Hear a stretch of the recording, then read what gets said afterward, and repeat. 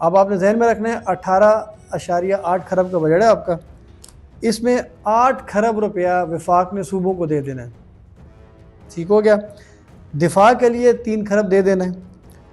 फिर हुकूमत पाकिस्तान जो फेडरल लेवल के ऊपर है, यानी प्राइम मिनिस्टर, प्रेसिडेंट और ये सारी मिनिस्ट्रीज़ जो हैं, इनका अपना ख़र्चा 1 खरब रुपया है। ठीक हो गया। फिर पेंशन्स हैं जो कि 1 खरब रुपए की पेंशन्स हैं, और इस पेंशन्स में मैं आपको ये भी बता दूँ, इसमें से 826 अरब रुपए की पेंशन सिर्फ अफवाज की हैं, उनके पर्सनल की हैं, और 272 अरब रुपए की पेंशन सिविलियंस की हैं।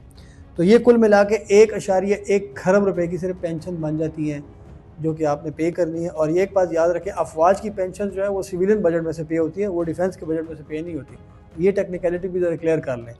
उसके बाद हुकूमत पाकिस्तान सब्सिडीज़ देती है, यूटिलिटी स्टोर बना के आपको आसान अल्फाज में समझा दूँ।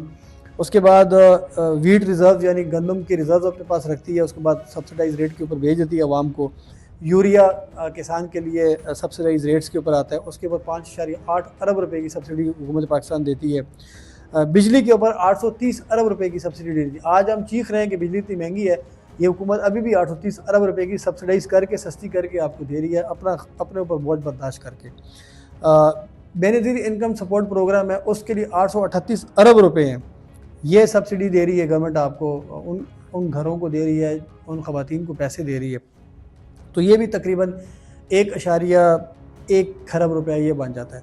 तो आप ये अंदाज़ा लगा लें कि 8 खरब रुपया गवर्नमेंट ने तो पहले उसको देना है, सूबों को देना है, और 8 खरब रुपया आपने डेट सर्विसिंग में करने हैं, यानी कर्जे वापस करने हैं, जो कि 43% बजट का बनता है। और इसमें 6 खरब रुपया आपने अंदरूनी 7 खरब रुपया अंदरूनी बैंक्स को देना है, सेंट्रल बैंक को, और 1 खरब रुपया आपने फ़ौरन जो आपने कर्जे लिए ये सूद की मद में आपसे चला जाएगा। तो 8.8 खरब में से अगर मैं 8 अरब रुपया डेट सर्विसिंग में कर्जे वापस करने में निकाल दूँ, 3 खरब रुपया मैं दिफा को, फ़ौज को दे दूँ, हुकूमत का अपना ख़र्चा 1 खरब रुपया वो मैं निकाल लूँ, पेंशन 1 खरब रुपया वो मैं निकाल लूँ, सब्सिडीज़ 1 खरब रुपया वो मैं निकाल लूँ, ये आपका 14.3 खरब रुपया बन जाता है।